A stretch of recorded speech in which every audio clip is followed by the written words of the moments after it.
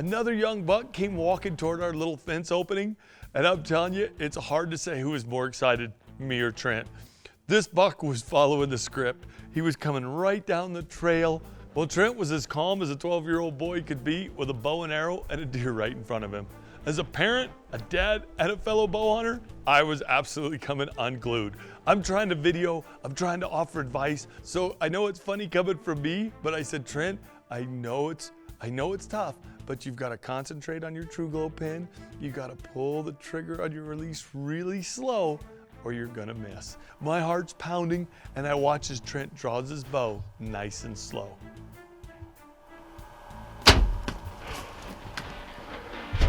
And he makes a great shot. Hard to say who was more excited.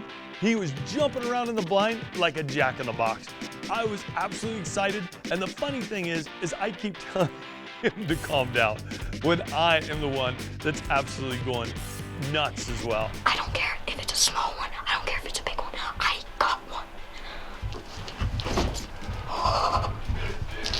Me and my dad, my first year with a bow. That was awesome. I don't know who's more excited. I think I am. All right. I'm here with my son, Trent, and we're on our ranch. And a little white-tailed buck just came walking out, and I think Trent put a pretty good shot on it. We're gonna take a look at the video. We're gonna give this deer some fun time, and then we're gonna go check it out. So we walked in, and Dad had a drag rag full of VS1 covered in it, and it smelled pretty bad, I would say.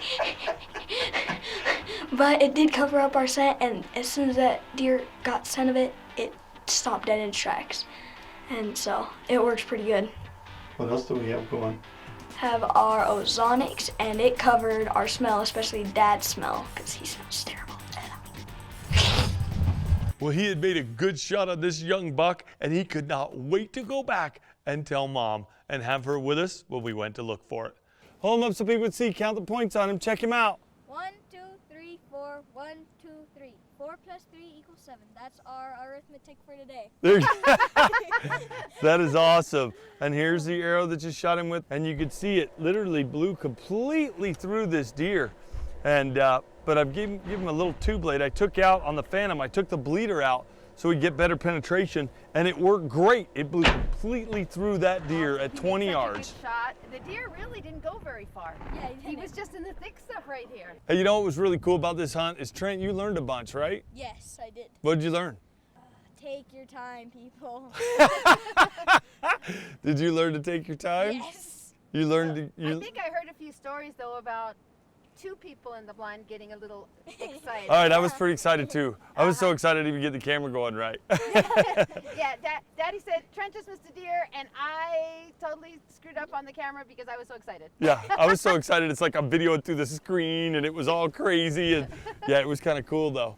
But you did great. You stuck in there. I'm proud of you. Thank you. Good job. That's a beautiful deer. Well, we were super excited, and it's super neat passing on the tradition because Michelle took her very first deer with an Easton arrow and a Muzzy broadhead that her dad invented.